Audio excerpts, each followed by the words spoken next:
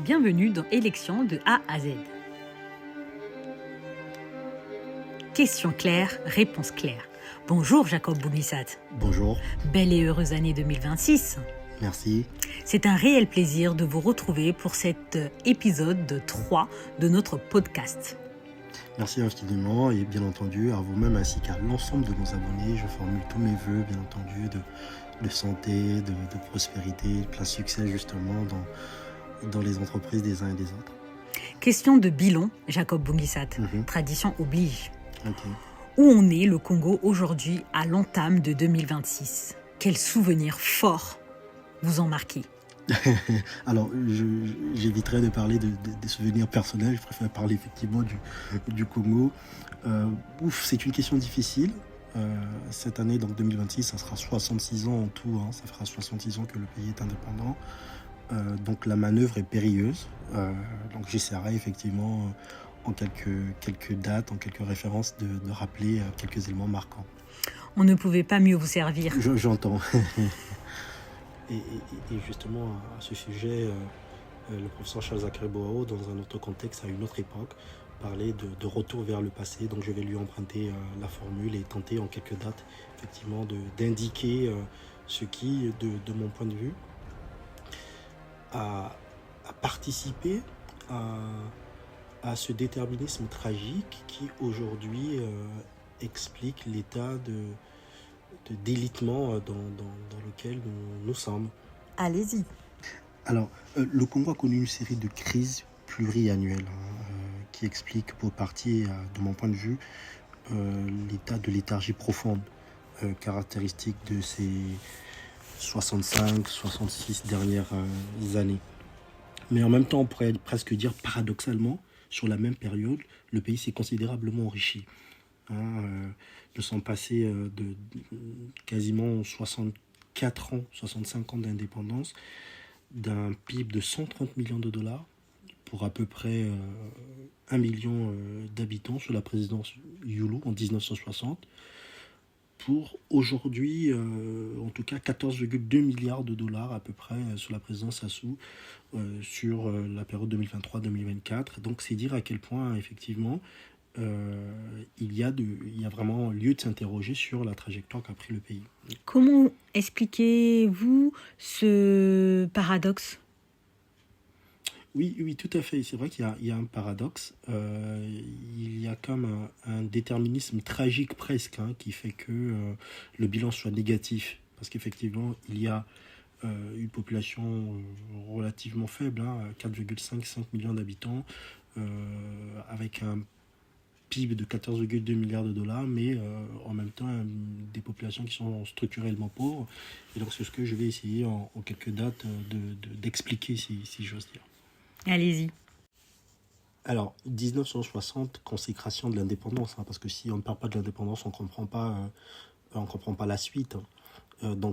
Consécration de l'indépendance avec ses remous internes en termes de démarcation idéologique et politique des dépositaires de ce processus, qui sont deux acteurs et deux figures majeures, effectivement, des luttes pour l'indépendance. Donc, d'un côté, Fulbert Youlou, leader de l'UDDIA, affilié au Rassemblement des démocrates africains, RDA, qu'incarnait Houphouët-Boigny, le président ivoirien, et de l'autre côté, Jacques Opango, leader du MSA, affilié à la SFIO, donc la section française de l'Internationale ouvrière.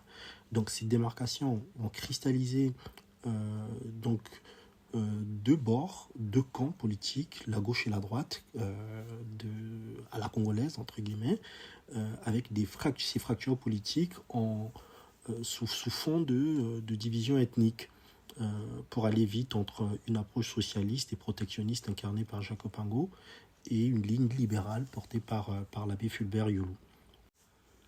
Alors ensuite, 1963, débutera la marche du Congo vers le marxisme d'abord intellectuel, avec le socialisme bontou du président Alphonse Massamba Deba. 1965, organisation des premiers Jeux africains, donc c'est l'entrée du Congo sur la scène sportive internationale. Faut dire qu'on était précoce. 1972, irruption du marxisme insurrectionnel cette fois-ci, qui consacrera l'arrivée du commandant Marien Gouabi au pouvoir. Et ces deux phases sont très importantes effectivement aussi à mettre en perspective. Donc on est parti d'un système plutôt socialiste, plutôt intellectuel, à une lutte plutôt militaire, et donc un marxisme insurrectionnel, avec donc bien entendu le renversement du président Déba. Donc 1980, on sort de la période effectivement des démarcations, des luttes idéologiques, politiques internes, et on commence à prendre de plein fouet effectivement les chocs et la transformation structurelle du monde. Tout à fait. Donc 1980, c'est le consensus de Washington.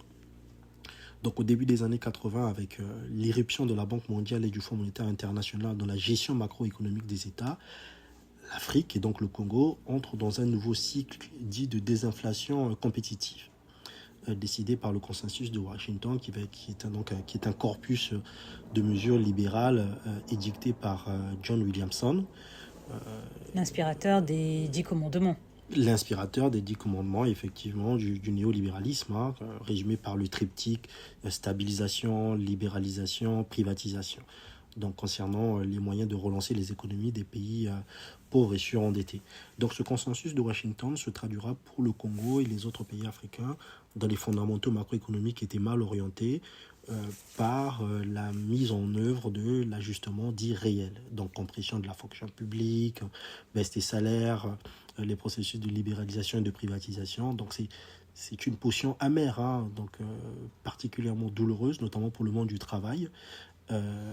Et c'est d'ailleurs ce qui entraînera beaucoup plus tard, justement, 1990, la conférence nationale. C'est de là que part le mécontentement, en fait. Et donc, on arrive en 90, c'est la conférence nationale souveraine, donc ouverture du Congo à la démocratie, et que la chute du mur de Berlin, donc au 10 novembre 1989, et le discours de la Baule du président Mitterrand, finiront par enclencher sous la pression d'un mouvement de liberté qui de toute façon avait déjà commencé à souffler sur le continent et sur le Congo, donc avec des mouvements syndicaux qui étaient puissants, organisés, des mouvements de femmes aussi, etc. Ce qui a enchaîné une série de crises politiques et économiques. Une série de crises politiques et surtout et économiques, bien entendu, parce que voilà, le pays est extrêmement affaibli sur le plan de ses équilibres macroéconomiques. Donc, 92, arrivée au pouvoir du président Pascal Lissouba. 1994, c'est la période de la dévaluation. Donc, les économistes du FMI et de la Banque mondiale vont constater que les balances de paiement, et notamment les balances commerciales de nos pays, restaient structurellement déficitaires. Ils vont donc décider d'un ajustement monétaire, donc en plus de celui qu'on avait déjà subi, c'est-à-dire de l'ajustement réel, car l'ajustement réel, à leurs yeux, ne suffisait pas. Donc, l'élément donc déclencheur de cette dévaluation sera donc l'insoutenabilité du taux de change, donc à l'époque entre le CFA et le franc français. Et donc voilà ce qui va aboutir véritablement à une déstabilisation profonde de nos équilibres, par ailleurs macroéconomiques, institutionnels, dans notre tissu entrepreneurial, notre tissu industriel et entrepreneurial qui était relativement fragile. Et ces processus vont accélérer justement cette détérioration. Donc 97, par la suite, c'est la guerre. Le 5 juin 1997. 5 juin 1997. Tout à fait. Voilà, c'est donc la guerre civile, comme on l'a appelé. Donc pour une économie qui sortait d'une longue période d'ajustement structurel, ces événements vont venir porter le coup de grâce à la marche du Congo vers son essor, sur fond d'ingérence politique, des puissances étrangères, donc la France, l'Angola, etc. Et il y a une réplique de cette guerre de 97 en 98, avec l'insurrection dans le Pool, avec ses conséquences sur une économie qui était déjà exsangue. Donc, avec en prime justement la résurgence des conflits ethniques. Donc, il y a jusque-là, effectivement, un déterminisme tragique qui suit effectivement le pays et ses acteurs politiques qui sont essentiel dans ce qui arrive aussi, pour dire les choses tout à fait clairement. Donc 1999 par la suite, c'est le processus de paix. Il y a comme un éveil, une prise de responsabilité, une prise de conscience, une volonté d'apaiser les esprits, ce qui est une très bonne mesure. Donc c'est donc le dialogue national sans exclusive en vue d'une paix durable et du retour de la démocratie en République du Congo sous la médiation du président Bongo d'ailleurs.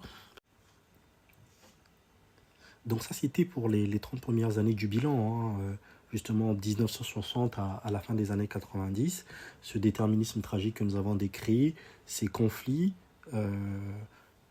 qui ont caractérisé justement à la fois les luttes de pouvoir, on a évoqué sous fond justement de résurgence de crise ethnique et de tensions ethniques, sous fond de violence, etc. Et donc ces 30 premières années marquent en quelque sorte et viennent justement souligner à quel point la marche a été périlleuse, difficile et douloureuse pour la jeune République du Congo. Enfin, de 2000, disons, à 2025, quelle est la suite du bilan ? Alors oui, tout à fait, c'est une très bonne question. 2000 à 2025, pour ne pas dire 2026, puisque effectivement nous sommes à l'entame de l'année, le Congo est exposé à d'autres formes de crise, donc directement ou indirectement, comme on dit, des crises endogènes et des crises exogènes. Alors, il y a la chute des matières premières, mais avant ça, il y a la crise des subprimes 2008, justement, qui a impacté le secteur bancaire, qui part de l'immobilier, justement, aux États-Unis, et qui impacte le secteur bancaire. Il y a la chute des matières premières 2014, il y a la crise de l'endettement structurel auprès des bailleurs souverains et surtout des bailleurs non souverains, Glencore et Trafigura, qui aboutira à plus de 8 000 milliards de dettes, la crise de la gouvernance des deniers publics, etc. Donc, c'est vrai que, excusez-moi, il est vrai que la situation est très difficile. Oui, la situation est extrêmement difficile. Le bilan est ainsi, pour ainsi dire, négatif. Et donc, avec des conséquences, justement, du fait de cette instabilité, mais aussi et surtout, de mon point de vue, des choix inopérants de la classe dirigeante. Est-ce que ces années d'instabilité suffisent à justifier ce retard qu'a connu le Congo ? Oui, parce que la paix et la stabilité sont indispensables. Je pense qu'il est difficile d'envisager le développement sans stabilité et sans paix. Pour ne serait-ce que prendre l'exemple de l'Union européenne, la paix et la stabilité ont permis à l'Europe de se faire et ensuite de développer son commerce avec ce qu'on appelait les dividendes de la paix. Donc sans la paix, sans la stabilité, l'Europe n'aurait pas pu construire un marché, n'aurait pas pu se développer. Donc c'est indispensable effectivement qu'il y ait la paix. Mais en même temps, je dis non, parce qu'il y a la part de responsabilité des gouvernants. Donc les choix inopérants auxquels je faisais allusion, et notamment les choix de gouvernance. Et les économistes disent qu'il faut 100 ans pour devenir un pays développé. Au XXIe siècle, il y a deux exceptions que sont donc Israël et la Corée du Sud. Le premier, c'est-à-dire Israël, est un pays ô combien instable, avec justement le conflit israélo-palestinien qui dure depuis au moins 1948, c'est-à-dire avec la fondation de l'État d'Israël. Donc c'est dire que oui, on peut avoir de l'instabilité, mais si en termes de choix, nous faisons des choix de gouvernance et des choix de gouvernance qui transforment durablement notre pays, dans un contexte de stabilité, nous pouvons malgré tout effectivement nous développer. Et donc aujourd'hui on peut constater par exemple qu'Israël est un pays ô combien stable, mais ses choix de gouvernance, en tout cas les choix de gouvernance de ses dirigeants, lui ont assuré un développement fulgurant, et notamment en matière technologique, scientifique, etc. etc. Merci Jacob Bungisa pour toutes ces réponses et à la semaine prochaine. Au revoir. Au revoir, merci.